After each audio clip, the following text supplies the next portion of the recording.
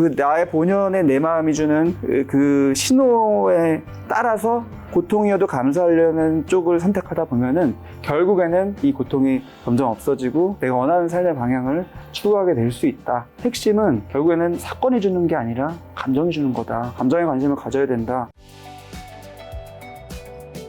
최근에 신간 감정 수업을 내신 원장님과 함께 하고 있는데, 그럼 이제 인간관계에서는 좀 마지막 질문으로, 인간관계가 좀 끊어질 무렵에 자신을 좀 어떻게 돌아봐야 될까? 저도 뭐 제 주변에 인간관계가 힘들어하는 사람도 있고 하면, 그럼 이제 저는 뭐 친하니까 좀 잘 들여다보면 그분이 이제 주변 인간관계에 대해서 회의감을 가지고 이제 뭐 잘 주변 사람들과도 이제 그렇게 잘 안 지내려고 하더라고요. 약간 가족 중심으로 가고. 근데 보면 기본적인 이제 모든 사람이 그러는 건 아니에요. 그분이 가정에서 얘기한다면 에티켓이 좀 없어요. 그다음에 좀 때때로 무례한 이야기들을 본인도 모르게 해.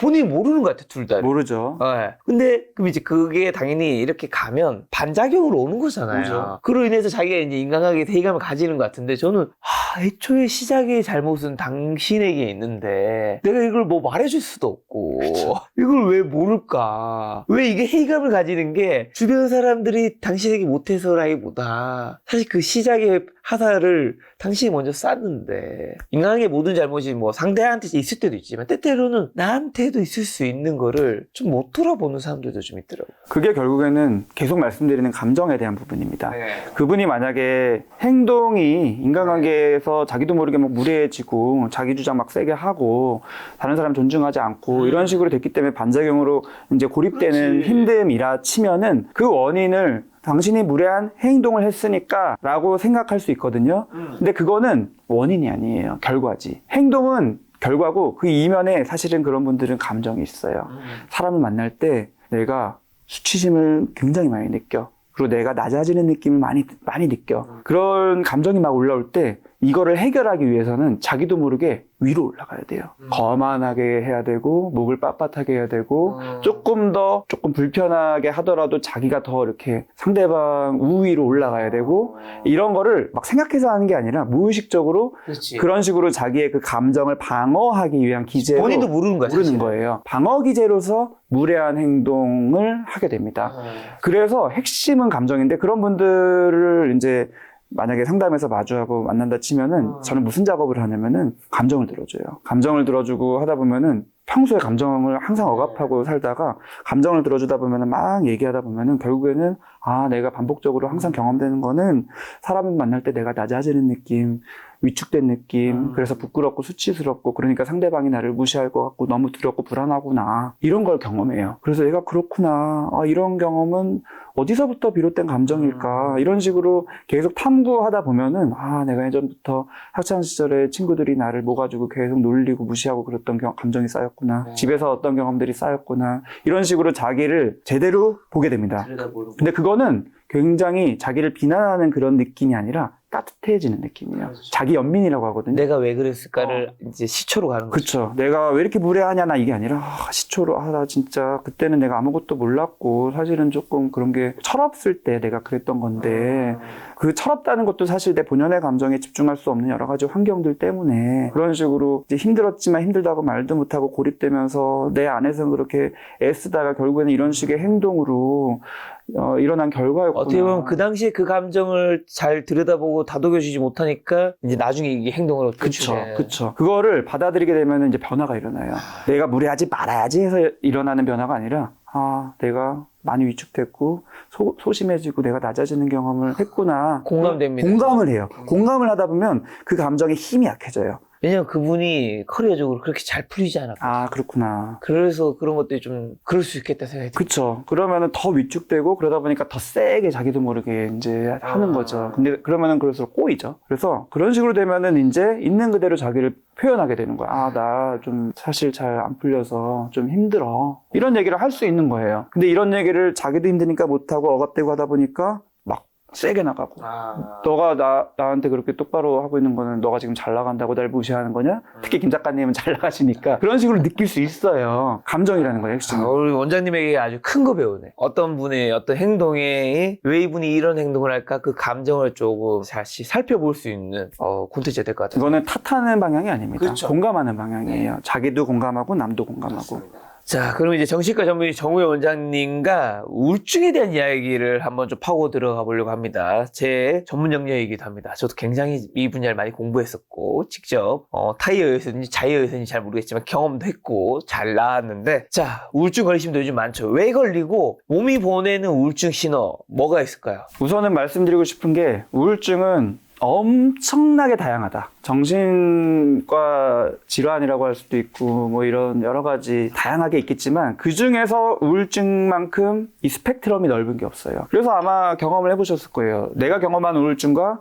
다른 사람이 말하는 우울증이 다른 느낌. 맞아요. 그래서 어떤 분은 내가 진짜 우울증이고 넌 우울증도 아니야. 이런 식으로 서로 누가 찐이냐 너는 가짜다 이런 식으로 막 싸우기도 하고 이런 경우들을 저는 되게 많이 보는데, 근데 크게 네 가지 카테고리로는 이제 이쪽 분야도 저도 인터뷰 많이 해보면 우울증도 있고 약간 거기서 같은 카테고리인지 뭐 잠깐 설명해 주실 테니까 뭐 불안증, 그다음에 공황장애, 그다음에 요즘에 조현병이라고 표현하나요? 조현병. 요 네 가지가 크게 자주 불리는 이름 같아요. 네, 뭐 흔한 정신질환들이 그 정도 되는데 제가 말씀드리고자 하는 거는 그 중에서 우울증만 봐도 굉장히 다양하다. 병명만 치면 우울증이고 뭐 진단서 쓰면 우울증이고 약 처방 받은 거 보면 우울증 약이에요. 하지만 어떤 사람은 예를 들면은 지금까지 심리적으로 아무런 갈등 없었고 아무런 문제 없었고 그러다가 갑자기 내가 너무 소중하게 여기던 어떤 존재, 사람일 수도 있고 어떤 뭐 직업이나 이런 걸 수도 있고 이런 거를 갑자기 다 잃으면서 굉장한 좌절을 겪으면서 우울감에 빠지는 분도 있어요. 그래서 우울증 증상 나타날 수 있습니다. 네. 그럴 때 정말 이런 분들이 우울증 치료를 만약에 제 시간에 제대로 잘 받으면 정말 단기간 안에 딱 치료받고 그 후로 깔끔하게 끝나는 경우도 있어요. 맞아요. 그리고 어떤 분은 이런 거 없이도 그냥 아무 문제 없이 살다가 호르몬 변화에 의해서 갑자기 우울증이 찾아오고 또 치료를 제때 받고 깔끔하게 끝나는 분이 있어요. 이거는 이제 이쪽 극단이라고 치면은 반대쪽 극단도 있습니다. 이 반대쪽 극단은 뭐냐면은 어쨌든 지금 우울증이야. 증상으로 보면은 다 우울증 증상인데 사실은 약 먹고 치료하고 상담받고 치료했는데도 어느 정도 치료했는데 나은 것 같았어. 근데 재발을 자꾸 해. 우울증이 재발 많이 하죠. 근데 이게 그러니까 우울증은 재발을 많이 하는 질환이다라고 또 자기가 경험한 걸로 막 생각을 해서 맞아요, 어차피 맞아요. 나 치료받아도 안 나 이렇게 생각하는 분들도 있고. 근데 이거는 너무 다르다. 근데 중요한 거는 그러면 이분은 왜 지지부진하거나 재발을 많이 했냐, 이 부분에 대해서 물론 이제 생물학적인 부분들, 그분이 가진 뇌의 기질적인 부분들도 있겠지만 심리적인 부분이 생각보다 굉장히 커요. 심리적인 부분이라는 거 하면은 뭐냐면은 역시 핵심은 감정. 내가 있는 그대로의 나의 자연스러운 감정을 그대로 받아들이는 삶의 패턴을 오랫동안 못 받았어. 못 경험했어. 있는 그대로의 감정을 너무 많이 억압하고 오히려 내 감정이 뭔지 아예 모르고 가짜 감정으로 살고 있었어. 이런 분들이 있어요. 그렇지만은 어렸을 때로 다 이어지고 내가 예전부터 경험했던 감정은 굉장히 무력감을 느끼고 뭐 학대를 받으면서 벗어날 수 없는 무력감이거나 아니면 여러 가지 상황이나 비교나 이런 걸 보면서 항상 기분이 불안하거나 우울했고, 근데 이제 사람들은 그런 감정들을, 특히 어린아이들은 감정을 자기가 있는 그대로의 감정을 처리할 수 있는 능력이 없거든요. 그러니까 누군가한테 의지해서 이런 감정을 표현하고 공감받고 하면서 그 감정을 처리하는 거를 배워나가야 되는 건데 그런 환경이 또 안 됐어. 그러니까 고립이 돼요. 그 감정을 고립시키고 나도 그거를 외면하고, 그래서 겉으로는 그냥 감정을 외면하는 채 단단하게 살아요. 나는 힘들지 않아. 나는 스트레스에 강해. 나는 다른 애들은 뭐 여러 가지 감정 기복도 있고 힘든데 나는 아무렇지도 않아 이러면서 쭉 살다가 나중에 이게 약간 역치가 넘어가는 상황이 생기면 한 번에 터지죠. 한 번에 다 올라와요. 그러면은 평상시에 내가 감정들을 좀 다뤘으면 그래도 당황하지 않고 다룰 수가 있는데 한 번에 다 터져 나오면은 이거에 약간 매몰됩니다. 그런 식으로 우울증이 온 분은 이거를 우울증 증상을 치료하더라도 결국에는 그 핵심이 되는 감정을 다루는 거를 배우지 못했기 때문에 상황에 따라서 자꾸 넘어와요. 맞아. 자꾸 터져요. 그래서 이렇게 스펙트럼이 굉장히 넓다. 이런 얘기를 저는 먼저 드리고 싶고, 신호라고 이제 표현을 이제 한다면은 겉에 있는 증상을 저는 신호라고 생각하기보다는 이면에 있는 감정이 증상으로 신호를 주는 거다라는 그 신호의 개념을 좀 말씀드리고 싶어요. 우리가 운전하다가 주황불 들어오고 빨간불 들어오듯이 주황불 들어오는 거는 우울증은 아니지만 빨간불은 우울증인 건데 그 빨간불은 너무너무 깊은 우울한 감정일 수도 있고 너무너무 무기력함일 수도 있고 잠이 안 오거나 많이 오거나 입맛이 너무 떨어져서 못 먹거나 너무 많이 먹거나 뭐 여러 가지 어디가 몸이 아프거나 너무 나에 대해서 자괴감이 들거나 자책감이 들거나 심지어 죽고 싶거나 이런 여러 가지 증상들이 있겠지만 그것들은 증상이기도 하지만 동시에 이면에 있는 내가 나한테 주는 신호인 거예요. 빨간불. 그럼 이면에 있는 나는 무슨 신호를 주는 거냐? 이제라도 지금까지 내가 주황불 많이 줬어. 근데 무시했어. 이제는 이제 무시했으니까 나도 안 되겠어. 이제 제대로 빨간불 줘야겠어. 그래서 우울증이라는 증상을 나한테 신호로 강력하게 준 거다. 뭘 내가 그러면은 그 이면에 있는 뭘 내가 놓친 거냐?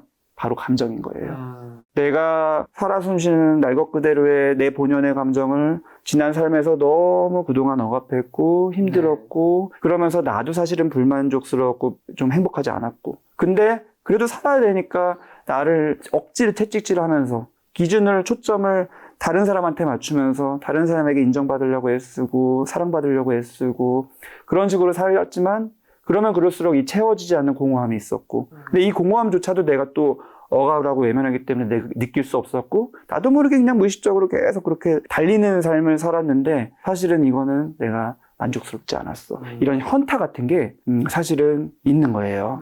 이 감정은 너무너무 사실은 소중한 감정입니다. 그래서 제가 좀 말씀드리고 싶은 거는 우울증을 나쁘게 보는 경우들이 사실 많거든요. 그렇죠. 물론 질환이라는 측면에서 보면 나빠요. 경험하지 않으면 좋죠. 병이니까. 어떤 병이든지 없으면 더 행복할 수 있잖아요. 그렇죠. 근데 다른 신체적인 병하고는 좀 다른 게 뭐냐면은 저도 경험을 하고 대부분의 이제 정신과 의사들이 경험을 하고 심지어 어떤 분들은 우울증은 선물이다 이런 표현을 하기도 합니다. 저는 우울증은 기회다 이런 표현을 하고 그러면 진짜 우울증으로 고생한 분들은 거부감이 들어요. 내가 그것 때문에 얼마나 고생했는데 근데 우울증 때문에 고생한 게 아니라 우울증은 결과였던 경우가 많은 거예요.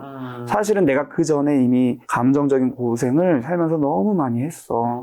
그거를 제대로 보듬어 줘야 되는 작업을 해야 되는 건데 살다 보면 바쁘고 너무 나 달릴 것도 에너지도 없고 그러니까 그냥 다 뒷전으로 여기고 살다가 내 마음이 도저히 이제 안 되겠어. 우리가 약간 컴퓨터 저는 비유를 하는데 컴퓨터 막 돌리다 보면은 버벅거리잖아요. 버벅거릴 때는 사실은 껐다 켜야죠. 근데 많은 분들이 껐다 킬 여유가 없어요. 버벅거리는데도 계속 돌리고 더 돌리고 그러다 보면 결국에는 멈춥니다. 일이 터지죠. 그게 이제 우울증일 수 있는 거예요. 그러면은 이거는 어떻게 보면은 지금까지 나의 삶을 좀 다시 돌아보고 패턴을 좀 바꿔야 된다는 그런 신호가 되는 경우가 많아요. 그래서 저는 우울증이 있는 분들을 치료할 때 우울증이 낫냐 안 낫냐 지금의 우울증이 낫냐 안 낫냐를 그렇게 관심을 두지 않습니다. 물론 우울증은 치료하면 낫는 경우가 많기 때문에 치료만 받으면 돼요. 근데 거기서 끝이 아니는 거예요. 왜 이게 찾아왔냐? 그 부분을 관심을 가지셔야 돼요. 나에게 주는 신호라는 부분에서 관심을 갖다 보면은 정말 많은 경우에 그게 하나의 삶의 전환점이 되는 경우들이 많아요. 아, 지금까지 내가 살았던 패턴이 남을 위한 삶이었구나. 남을 위한 삶이었다는 거는 내가 나한테 집중을 못했다는 거고 나한테 집중을 못했다는 거는 나의 소중한 감정을 외면하고 억압했다는 거구나. 거기서부터 문제의 시작이 됐던 거구나 라는 것을 깨닫게 되고 이거를 이제 선순환의 패턴으로 바꾸게 되는 기회가 됩니다. 그러다 보면은 참 신기하게 우선 우울증 측면에서만 봐도 재발이 잘 안 일어나고 재발이 일어나더라도 좌절을 안 해요. 아, 내가 또 신호를 지금 받는구나. 내가 이렇게 노력했는데 또 안 됐네. 근데 많은 분들이 이런 생각 자체를 못하고 역시 나는 안 되네. 우울증은 안 낫는 거고 평생 가는 거고 나는 이제 생이 끝난 거고 막 이런 식으로 악순환이 되는 거예요. 핵심을 안 보면. 그래서 핵심이 되는 그 감정이 주는 자기를 좀 보살펴달라는 신호를 민감하게 인식하자라는 것을 저는 우울증을 통해서 제일 많이 말씀을 드리고 싶습니다. 그럼 제가 이거 여쭤보고 싶은 게 우울증이 오는 이유가 제 생각에는 뭐 여러 종류가 있겠지만 크게는 두 가지. 하나 뭐 선천적인 기질적인 거. 사실 이 경우가 낫기가 제가 알기로는 정말 굉장히 힘든 케이스인 걸로 알고 있고 그다음에 이제 두 번째는 이제 인생이 살다 보면 그 자력으로 어찌해 볼 수 없는 시련들이 있잖아요. 그쵸. 예를 들면 부모라면 갑작스럽게 자기 자녀가 사고로 죽는다든가 그쵸. 뭐 그런 뭐 아니면 갑자기 자기가 잘 다니는 회사를 갑자기 잘린다든가. 그러니까 이거는 말씀하신 왜 이게 찾아왔냐를 돌아보게 되더라도 어떻게 그걸 바꿀 수가 없는 거죠. 이 선택을 바꿀 수가 없다 보니까 내가 왜 그런 결과를 초래하게 됐지 하면서 이제 막 그러다가 이제 우울증 결리는 경우가 있단 말이죠. 그럼 이 자력을 어찌해볼 수 없는 인생의 시련은 어떻게 해야 되죠? 어떻게 받아들여야 되죠? 핵심은 감정인데 시련 자체가 물론 힘듭니다. 그러니까요. 하지만 시련을 접근하는 방식이 이 경험, 어떤 분한테는 뭐 그게 트라우마가 될 정도의 아주 강력한 감정 경험이 되는 거거든요. 그 사건 경험이 중요한 게 아니에요. 그 사건이 나에게 주는 감정 경험이 중요한 겁니다. 트라우마의 개념이 그런 거고, 시련이라는 것 자체도 사건이 주는 시련이 아니라 사건이 나에게 일으킨 그 감정이 시련을 주는 거예요. 그래서 그거를 내가 어떻게 할 수 있냐, 어떻게 하면 과거로 돌아가서 그 경험을 그렇지 않은 경험으로 바꿀 거냐, 그거는 불가능하죠. 불가능하지. 네, 불가능한데 많은 분들은 그 불가능을 가능하게 하려는 노력을 하거나 불가능하니까 아예 무력감에 빠지거나. 근데 잘 살펴보면은 핵심이 뭐냐면은 그 순간에 경험한 나의 감정이에요. 그래서 어떤 분은 예를 들어서 너무너무 사랑하던 사람이 정말 예상하지 못하게 나를 갑자기 떠나버렸다. 이런 경우에 그 사람이 느껴지는 사건은 그 사람이 날 떠난 사건이지만, 그리고 내가 혼자 된 거지만, 감정은 딴 거예요. 뭘까요? 슬픈 거요. 슬픈 감정은 어떻게 보면은 표면적인 감정이에요. 네. 당연히 슬프죠. 이면의 감정은 더 깊숙한 나에게 주관적으로 주는 감정 경험이 있는데, 그거를 관심을 가져야 돼요. 그냥 내가 사랑하는 사람이 잃었다는 상실감이요?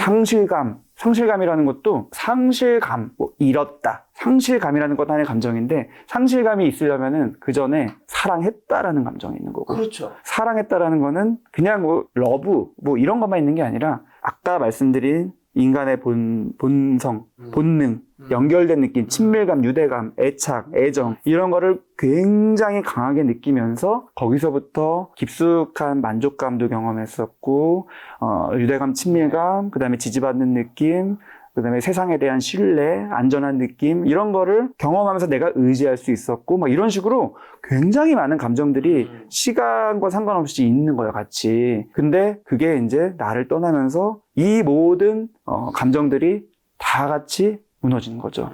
그러면은 이제 상실감을 통해서 좌절감도 있고 무력감도 있어요. 왜냐면은 이 나를 떠난 게 내 어떤 의지가 아니었어. 내가 뭔가 잘못하거나 했었으면 내가 다시 그거를 되돌아서 반성하고 다시 노력해서 다시 데려오면 되는데 그럴 수 없는 상황이야. 내 힘이 아니야. 근데 이제 이거는 무력감이라거든요. 내 힘으로 해결할 수 없는 느낌. 근데 이런 식으로 굉장히 많은 감정들이 나한테 찾아온 거예요. 그렇죠. 그래서 시련이라고 하는 거는 그냥 뭉뚱그려서 시련인 거지, 이런 다양한 감정들이 나한테 있었다라는 건데 그게 무슨 상관이냐, 어쨌든 내가 힘든데 이렇게 생각하실 수 있지만, 결국에는 우리가 원하는 거는 이거를 뭐 100% 극복하는 건 아니어도, 없었던 일을 칠 수는 없어도 내가 이걸로 인해서 앞으로 나의 삶에 지나친 제한을 받고 그거에 고통스러워하면서 아무것도 못하는 거는 스스로도 너무 굉장히 아쉽잖아요. 안타깝고 악순환이 되잖아요. 그거를 방지하기 위해서 제일 중요한 거는 이 감정들을 내가 하나하나 아, 그랬구나, 내가 이런 것들이 있었구나를 보면서 받아들여야 돼요. 근데 시련이 지속되는 제일 중요한 이유는 이런 걸 안 봐요. 안 보고 누가 날 떠났어? 너무 힘들었어. 그러니까 나는 아무것도 못할 것 같아. 너무 소중한 게 나는 없어. 이런 식으로만, 표면적으로만 이제, 그리고 난 그 기억을 잊고 싶어. 왜 안 잊어지지? 이런 식으로만 기억 삭제, 사건 자체에만 집중을 합니다. 하지만 그 사건을 통해서 감정적으로 나한테 준 그 감정에 집중을 하는 걸 계속 하다 보면 잠깐 더 힘들거든요. 상담 과정이 사실 이런 거 하는 거예요. 맞아요. 더 힘들지만 진짜 본연의 감정이 이제 접근되는 거기 때문에 가장 중요한, 나와의 거리가 가까워지고, 나와의 거리가 가까워지면 사람은 우리들이 자기계발이나 이런 동기부여나 이런 거에서 가장 중요시하는 에너지, 나를 정말 잘 살고 싶고 정말 행복해지고 싶고 열심히 노력하고 싶고 이런 자연스러운 에너지가 올라가요. 자기랑 가까워질 때 올라오고요, 자기랑 멀어질 때 에너지를 잃습니다. 그래서 상실감도 그렇고 뭐 모든 감정, 모든 시련, 모든 트라우마 이런 거에서 핵심은 결국에는 사건이 주는 게 아니라 감정이 주는 거다. 감정에 관심을 가져야 된다라고 반복적으로 말씀드리고, 이거는 그냥 단순히 이상학적이고 뜬구름 잡는 얘기가 아니라 실질적인 나의 삶의 해결을 일으키는 시작점이 된다라는 얘기를 드리는 근데 거예요. 좀 공감이 가는데 참 쉽진 않다고 느끼는 게 벌써 한 8년, 9년 전에 어머니가 돌아가시고 이제 그거를 추모하는 그다음에 그 사이에 힘들었던 거를 이제 어떻게 보면 기록하는 에세이 내가 천개 인생에서 배운 것 때문에 책을 냈었는데 그게 어떻게 보면 제가 그러려고 하는 의도는 아니지만 제가 그때 왜 힘들었는지 그게 상실감인지 뭐 무기력인지 이런 것들을 모든 감정을 왜냐면 그 모든 스토리를 다 적어야 되니까 그럼요. 다 다시 찾아볼 꺼내야 수밖에 돼요. 없잖아요. 다시 꺼내야 돼요. 그러니까 어떻게 보면 그 모든 과정이 집필 과정이자 반대로 얘기하면 약간 치료 과정이었던 것 같긴 한데 그럼요. 다시 돌아가면 못 쓸 것 같아. 맞아요. 괴롭죠. 그 10년의 그 늪으로 다시 가고 싶지 않아. 그만큼 굉장히 중요한 얘기 하셨고 아. 저도 그 책을 보면서 굉장히 힘드셨겠구나. 아. 과거의 경험도 힘드셨겠지만 이거를 쓰는 게 또 힘드셨겠구나. 하지만 또 내 무의식은 쓰는 거예요. 그거는 나 셀프가 주는 그 동기부여가 있는 겁니다. 그냥 두지 말고 아파도 써라. 써야지 이게 해결된다. 라는 그게 있었기 때문에 쓴 거죠. 그 다음에 중요한 개념은 말씀하신 것처럼 그렇게 쉽지 않아요. 쉽지 않아요. 쉽지 않다는 거를 인정해야 돼요. 근데 우리는 쉬운 거를 원하는 게 사람이죠. 왜냐면 고통은 고통스러우니까. 근데 고통을 피하려고 하면은 더 힘들고 고통을 조금씩 마주하려고 그 나의 본연의 내 마음이 주는 그 신호에 따라서 고통이어도 감수하려는 쪽을 선택하다 보면은 결국에는 이 고통이 점점 없어지고 내가 원하는 삶의 방향을 추구하게 될 수 있다. 이런 얘기를 드리고 싶습니다. 자, 그러면 이제 그렇게 우리 주변에 슬프거나 힘들어서 위로가 필요한 사람에게 좀 책으로 좋은 말은 뭘까요? 우리는 주변에서 위로를 해줘야 된다. 어떻게 하면 위로의 말을 해줄까 이런 압박감을 많이 받아요. 그래서 특히 장례식장 가면은 무슨 말을 해야 될지 모르고 뻘쭘하고. 근데 최고의 위로는 위로의 말이 아닙니다. 최고의 위로는 상대방이 말을 할 수 있게 들어주는 거예요. 그거는 저는 직업적으로 항상 경험하죠. 맞습니다. 이거 너무 맞는 말이에요. 제가 예전에 정신과에서 초창기 때 실수를 많이 했죠. 저뿐만 아니라 많은 사람들이. 그러니까 처음이니까 우울증으로 뭐 입원을 하거나 면담을 하면은 제가 우울해요. 우울해서 왔어요. 우울증이래요. 그래요. 참 많이 힘드시겠어요. 땡이에요, 땡. 옛날엔 그랬죠. 제가 뭘 잘못했을까요? 참 많이 힘드시겠어요 하면서 위로의 말을 했는데 얼마나 힘드세요. 잘하지도 못하면서 지레심자? 맞아요. 지레짐작. 우울한 감정, 힘든 감정, 슬픈 감정, 모든 감정이 사람마다 다 다릅니다. 그렇게 된 거 아닌가? 지금 기분이 어떠신가요? 맞아요. 예상이 안 되면 물어봐야 돼요. 근데 물어보는 거가 무슨 의미가 있어요? 근데 물어봐야지 그 사람은 내 감정을 돌아볼 수가 있어요. 내가 지금 무슨 감정인지도 모르거든요. 근데 무슨 감정인지 한번 물어봤었을 때 한번 보고 표현을 좀 해보고 그 표현을 했었을 때 그걸 있는 그대로 받아줘야 돼요. 네. 예를 들면은 지금 장례식장 갔을 때는 무슨 마음이 어떠세요? 그러면은 모르겠어요. 아무렇지도 않아. 이럴 수 있어요. 맞는 감정이에요. 지금은. 그 시점에는. 그러시군요. 그냥 그대로 받아줘야 되는데 우리는 그런 감정에 대한 자기의 감정에 대한 존중도 안 됐기 때문에 상대방에 대한 감정에 대한 존중도 안 돼서 뭐 모르겠어요 그러면 먼저 막 지레짐작해가지고 이러지 않냐 저러지 않냐 그러다 보면은 오히려 상대방과의 갭이 생깁니다. 내 감정은 지금 그게 아닌데 지레짐작해가지고 그러네 라는 식으로 좀 마음이 상할 수도 있고요. 반대로 나의 감정을 그런 식으로 몰고 갈 수도 있어요. 지금 슬퍼야 되는 거구나. 나 왜 안 슬프지? 이러면서. 근데 아니에요. 내 안에 있는 모든 감정은 그 시간에는 다 100% 맞는 거예요. 그러면 어떻게 접근해야 되냐면 상대방은 그거를 물어봐주고 들어주고. 그렇죠. 그래서 최고의 말은 들어주는 겁니다. 이거는 너무너무 중요한 개념인데 우리는 들으려고 하지 않고 왜냐면은 불안하거든요. 내가 혹시라도 상대방을 위로 못했을까봐 격려 못했을까봐 뭐라도 안심시켜주지 못했을까봐 근데 이런 불안함 때문에 말을 자꾸 하는데 말하는 게 중요한 게 아니라 상대방이 말하도록 기다리는 거 물어보는 것도 괜찮지만 그냥 기다리는 것도 괜찮습니다. 옆에서 그냥 기다려주는 거 그게 굉장한 힘이 됩니다. 상대방이 이야기를 잘 들어주는 것만으로도 치유가 되는 부분이 있다는 거네요. 그게 대부분의 사실은 치유죠. 근데 우리는 들어주는 힘을 너무 간과하고 어떻게 멘트를 잘 쳐서 한 방에 그 감정을 공감해 줄까 할수록 악순환됩니다. 저도 뭐 제가 겪은 적 있기 때문에 저 주변 사람들한테 늘 해준 이야기가 뭐 주변에 대부분 요즘 우울증 조금씩 겪은 사람도 있으니까 어떻게 해야 되지 막 난처하잖아요. 내가 어떻게 위로해야 될지 잘 모르니까 저는 늘 대단한 거 하지 마.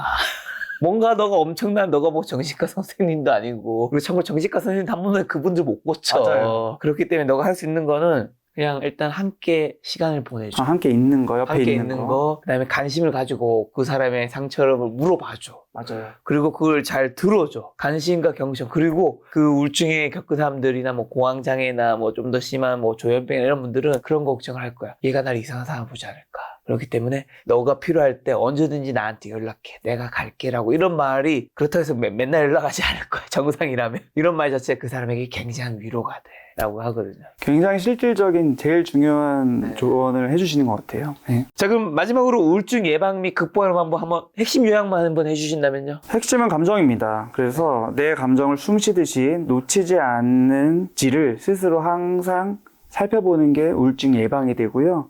우울증이신 분들도 치료하는 거를 단순하게 그냥 우울증이 낫냐 안 낫냐, 빨리 낫냐 늦게 낫냐, 재발 하냐 안 하냐 이 관점보다는 내가 그 핵심이 되는 감정적인 이 순환을 잘 하면서 내 마음과 가까워져 있냐 아니냐로 항상 관심을 가지시면 좋을 것 같습니다. 그리고 또 추가적으로 우울증이신 분들이라면 초기에 빨리 잘 잡았으면 좋겠어요.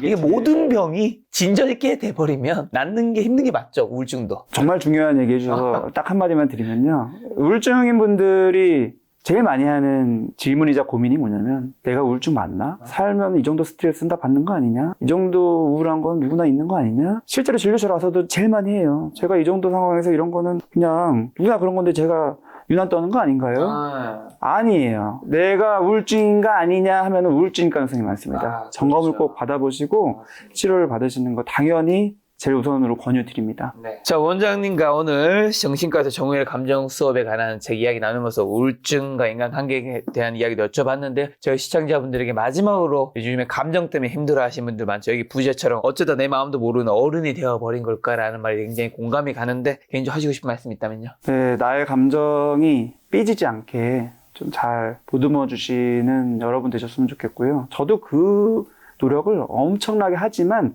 절대로 쉽지 않습니다. 하지만 노력을 하다 보면은 점점 가까워지는 경험을 분명히 하시게 될 겁니다. 꼭 그런 경험을 해보셨으면 좋겠어요. 알겠습니다. 오늘 방송 중에 원장님께서 이런 감정을 내가 다독이거나 보기에는 현대인들이 너무 바쁘단 말을 해주셨지만 그 말도 너무 맞는 말이지만 사실은 바쁘다기보다는 어색하다라는 게 더 큰 것 같아. 맞아요. 이걸 어떻게 내가 다룰지도 모르고 어색하고 민망하니까 그러다가 시간이 다 지나버린 다음에 나중에 이제 병이 생기는 것 같은데 그것도 사실 좀 다룬 연습 해보다 보면 조금씩 자기와 내면의 대화를 조금씩 잘 대화가 되잖아요. 잘하려고 하지 말고 그냥 해보셔야 됩니다.